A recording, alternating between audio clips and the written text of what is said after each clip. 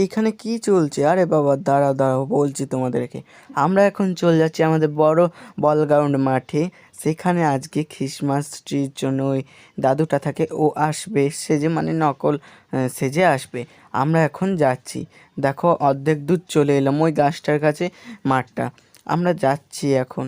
যে পর দেখবে চলো কত ভিড়।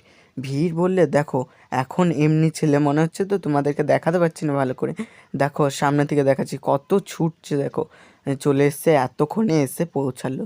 এতক্ষণে এসে পৌঁছে গিয়েছে তাই বলে সবাই ছুট মেরেই যাচ্ছে। আর এই ছেলেটা বলছে তুই এখানে দাঁড়িয়ে আছিস, তাহলে চো আনিগা। ওই দেখো খ্রিসমাস দাদু গাড়িতে চেপে চলে এসছে। দেখো কত লাইন পড়েছে। লাইনটা দেখলে তো তোমরা অবাক হয়ে যাবে। আমি তো যাই নাই লাইন দিতে, কেন কি বাবা দরকার? আর আমি এই ছেলেটার কাছে বলছি চকলেটটা দে, নাহলে ভালো হবে না। দীপর আর এই ছেলেটা লাইন দিতে গেছিল, দিয়ে পর তখন বলছে আমাকে দিল না। দীপও গাল দিতে দিতে তিনটে চকলেট নিয়ে চলে এলো। আমরা এখন ঘর যাচ্ছি। সবাইকে টাটা, বাই বাই। সাবস্ক্রাইব করবে, লাইক করবে, কমেন্ট করবে।